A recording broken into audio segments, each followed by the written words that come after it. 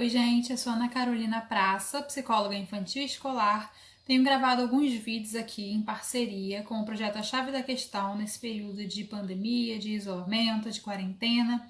E um dos assuntos que mais me procuram para tentar ajudar nesse momento, apesar de ser um assunto que surge em outros momentos também, é em relação ao luto na infância, né? Não só o luto como a questão da morte, né? Lidar com a morte é difícil para todo mundo e para a criança também.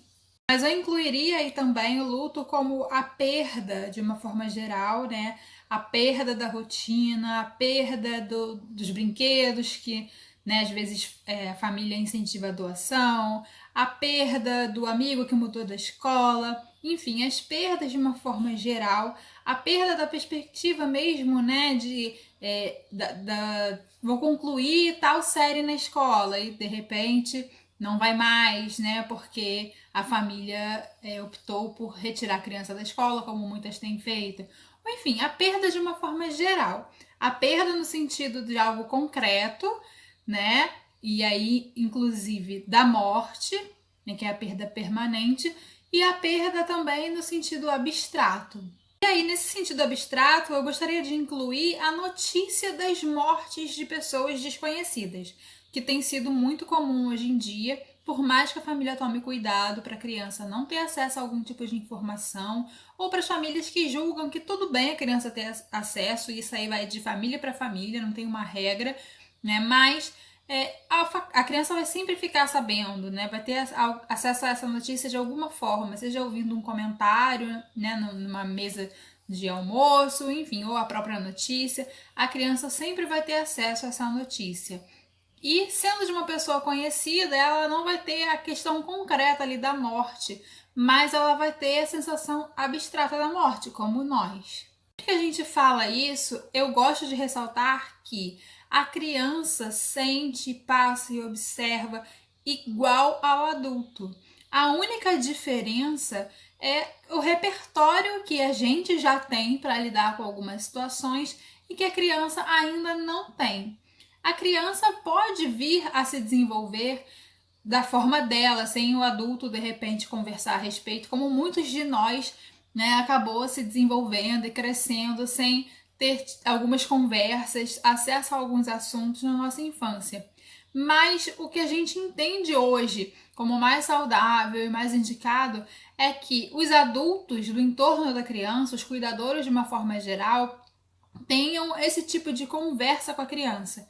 Não estou falando de sentar com a criança e falar, olha, hoje morreram tantas pessoas, vamos conversar sobre isso. Não é isso.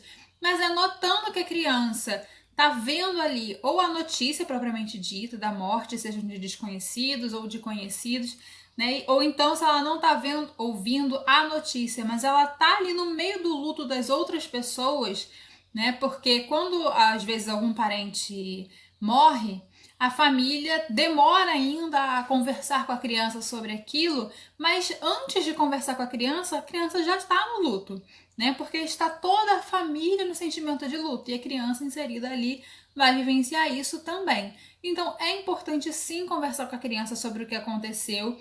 E aí, como eu disse, cada família é uma família, então cada pessoa vai julgar que tipo de informação acha importante passar para a criança, como que essa informação vai ser passada. Se a família tem a intenção de falar com a criança sobre isso, mas não sabe muito bem como fazer isso, procura uma orientação específica para sua família. Procura um profissional, um psicólogo, um pediatra, enfim, alguém da área da infância e diga que notícia você quer dar para conversar sobre então quais são os seus valores, que forma que você pode falar sobre aquele assunto de acordo com as suas crenças, com os seus valores. Né? Muitas famílias acabam reproduzindo só aquele discurso de que virou uma estrelinha, mas o que é virar uma estrelinha? Para algumas crenças, e aí para a questão religiosa mesmo, pode significar uma coisa, e aí em outras crenças pode significar outra. Então é importante ser claro e objetivo com a criança, para que ela fantasie o menos possível. Para quanto mais informação concreta a criança tiver acesso, menos ela vai sofrer em cima daquilo. Ela vai vivenciar o luto, como todos nós vivenciamos, mas ela vai viver isso de uma forma mais saudável.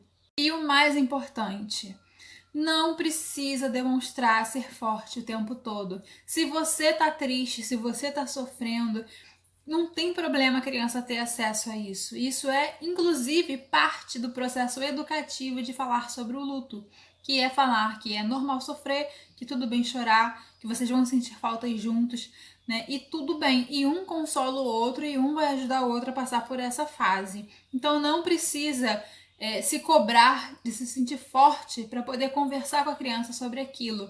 Ser fraco é ser humano e a criança precisa também aprender isso, para que no momento que ela se sinta fraca, que ela se sinta frágil, ela consiga transparecer isso e buscar ajuda. Eu espero ter ajudado com esse vídeo. Caso surjam outras dúvidas, é só vocês entrarem em contato ou direto comigo, ou então com o pessoal aqui do Projeto A Chave da Questão, que eles me passam também as dúvidas de vocês. Obrigada e até o próximo vídeo.